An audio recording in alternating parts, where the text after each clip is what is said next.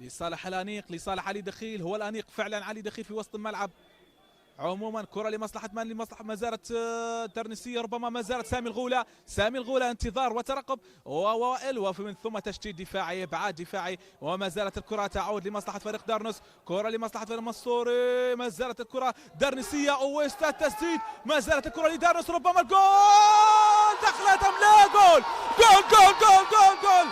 ايها السادة المشاهدين، يفعلها دارنس. الله، هدف، اول هدف اللقاء بكرة غريبة. اذا دارنس يسجل الواحد صفر. 1-0 لدارنس، 1-0 لدارنس، 1-0 لدارنس. غدارة من دارنس، غريبة من دارنس. اذا دارنس يتقدم بهدف لقابل الشيء.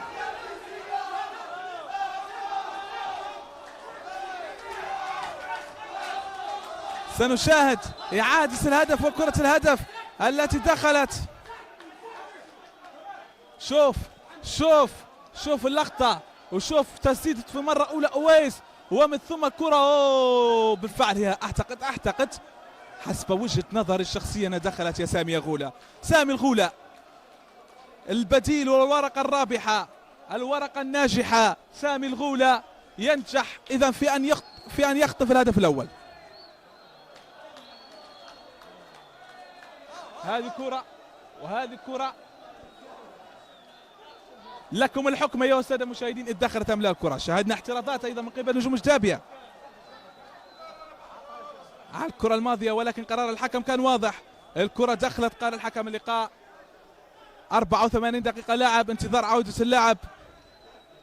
احترازات لا زالت قائمة من إداري والطاقم الإداري والفني لفريق نجوم جدابية على الكرة الماضية وعلى كرة الهدف. لا رجعة في قرار حكم اللقاء. 84 دقيقة لعب، 1-0 دارنس. سامي الغولة اللي سجل الجول. تذكير هذا الهدف وهذه الإعادة،